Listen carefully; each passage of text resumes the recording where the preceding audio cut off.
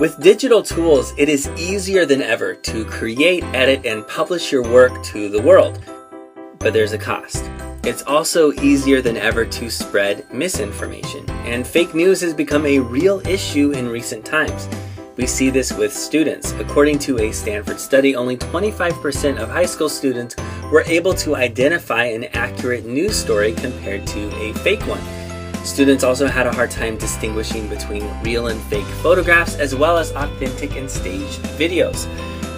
Researchers use the words bleak and dismaying to describe this, but it's not going away anytime soon, and that's a very real problem.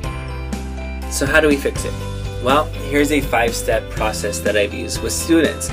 A word of caution, it's not perfect, and there are probably other models out there, but I thought I would share it just in case you might want to use it. We call it the 5 C's of critical consuming. Number 1, context. Look at the context of the article. When was it written? Where does it come from? Have the events changed since then? Is there any new information that could change your perspective? Number 2, credibility. Check the credibility of the source. Does the site have a reputation for journalistic integrity? Does the author cite credible sources? Is it satirical?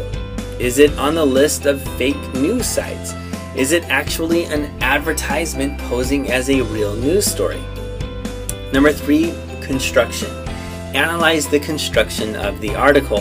What is the bias? Are there any loaded words, any omissions, any propaganda techniques? Can you distinguish between the facts and the opinions? Or is it merely a bunch of speculation? Number 4, corroboration. Corroborate the information with other credible news sources.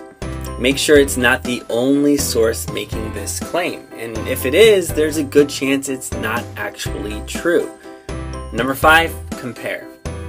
Compare it to other news sources to get a different perspective. Find other credible sources from other areas of the ideological or political spectrum to provide nuance and get a bigger picture of what's actually going on. When we teach students media literacy and they learn how to consume critically, they learn how to think critically. And critical thinking citizens are good for democracy. And that's good for everyone.